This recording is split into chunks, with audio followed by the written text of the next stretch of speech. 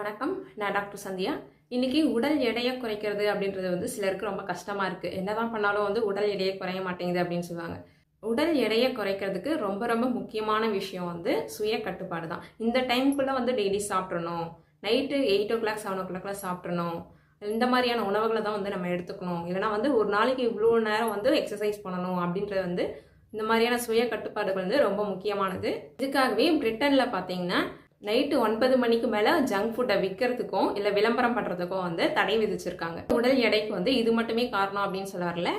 Gene modification இல்லை hormone changes இந்த மாதிரி உடல் எடைக்கு காரணமாக இருக்கும். நம்மளுக்கு பசி எடுக்குது அப்படின்றதையும் நம்ம வயிறு ஃபுல்லாகிடுச்சு ஃபுல்லாக சாப்பிட்டுட்டோம் அப்படின்றதையும் பிரெயினுக்கு தெரிவிக்கிறதுக்கு ஒரு ஜீன் சிக்னல் அனுப்பும்.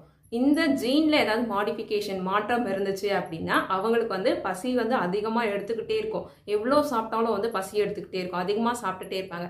வயிறு ஃபுல்லானதே தெரியாது. எவ்வளோ கொடுத்தாலும் சாப்பிட்டுக்கிட்டே இருப்பாங்க. இதுவும் ஒரு காரணமாக இருக்கும். இந்த மாதிரி பல காரணங்கள் இருந்தாலும் நம்மளோட சுய கட்டுப்பாடு அப்படிங்கிறது ரொம்ப முக்கியமான ஒரு விஷயம். இன்னொரு நல்ல வீடியோவில் சந்திப்போம். தேங்க்யூ ஃபார் வாட்சிங்.